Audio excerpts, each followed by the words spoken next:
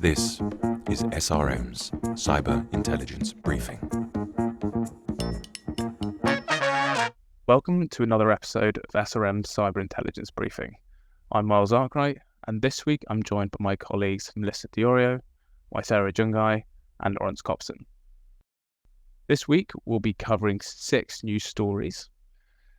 The NCSC has issued some new instant response guidelines for CEOs. A Chinese cyber espionage group has been targeting foreign affairs ministries.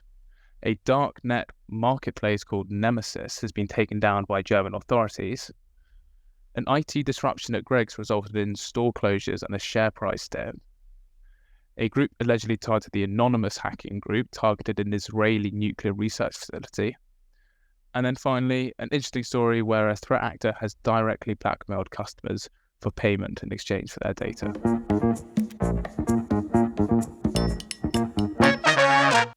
So Melissa, what is this new cybersecurity guidance that CEOs should be taking a look at? So the UK National Cybersecurity Centre released this guidance on how to respond to cyber attacks, and they recommended a list of approved external experts to assist organizations in response and recovery activities. As a part of the guidance, the agency also discouraged victims from making ransom payments, a viewpoint which they further emphasized through recent plaudits that they gave to the British Library for refusing to pay a ransom during a ransomware attack they experienced last October. Yeah, this is some really useful guidance because cyber incidents involve many complexities and considerations.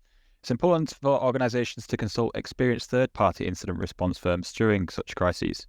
Thanks, Lawrence. And a link to some of that NCSC guidance can be found on the written version of the brief, which is on our website.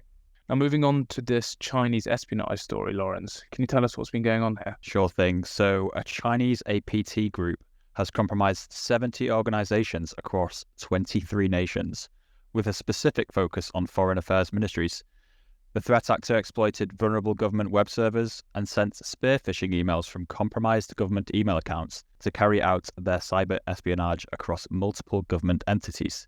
Yeah, these tactics underscore the vulnerability of intergovernmental communication networks and the risk of supply chain compromise, and it really reinforces the need for comprehensive network-wide cybersecurity measures. Absolutely. Thanks, Waithera.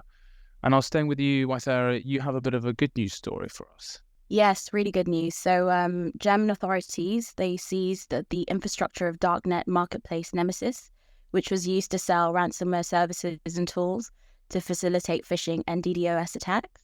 The site had 150,000 users and over 1,000 registered sellers. Great news, Waithera. I think this action helps disrupt the cybercriminal ecosystem greatly and shows that countries are taking steps to proactively shut down criminal infrastructure that's hosted within their territories. Brilliant. Thanks, Melissa. Got to take the wins where you can. And now, Melissa, the beloved Greggs seems to have got themselves into a bit of a situation. What's happened here? Because it isn't a cyber security incident, is that correct? Yeah, that's right, Miles. So following what's described as an IT disruption, Greggs had to close some stores across the UK and were prevented from accepting card payments in some locations, accepting cash only. Now, while this disruption only lasted for 3 hours in total, it unfortunately resulted in the chain share price dropping by £40 million, which is quite a severe repercussion for this short outage. This incident is also the latest in a series of IT issues that were affecting other large organizations across the country, including McDonald's, Sainsbury's, and Tesco's. Thanks, Melissa. Wow, yeah, that price drop really does demonstrate the repercussions that publicly traded companies can experience during such brief IT service outages. But companies having a documented and tested business continuity plan will really help minimize the impact of these unexpected disruptions. Yeah, that's really good advice. Thanks, Lawrence. And also that it is important to remember that even if you have business continuity or disaster recovery documentation in place, if you aren't regularly testing it, there's a good chance it won't be fit for purpose during a live scenario. And now moving on to the story around an Iranian hacking group. Lawrence, I know you read a little bit about this. What's happening? Yeah, so an Iran-linked hacking group related to the Anonymous Collective claims to have breached the IT network of an Israeli nuclear research center. Whilst the group has published thousands of documents allegedly stolen from the facility, though, there is no evidence they have breached the operational technology network. Yes, so political targets are often the prey of hacktivists. Organizations exposed to political risk directly or through their supply chain should ensure the implementation of robust cyber defenses.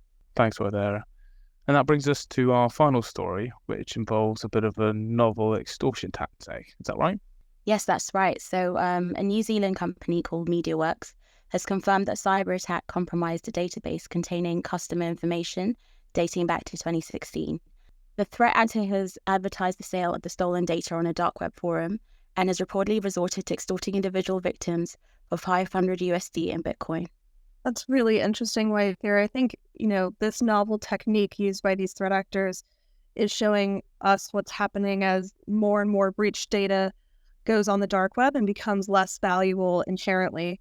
I think it's likely that we'll see these actors continuing to pursue extorting individual victims for payment in future. That's a really interesting take. Thanks, Melissa. And that brings us an end to this week's Cyber Intelligence Briefing. We will be taking a break next week due to the bank holiday in the UK, but please join us in 2 weeks' time for the latest roundup of stories. We are SRM. Search your first call to find out more.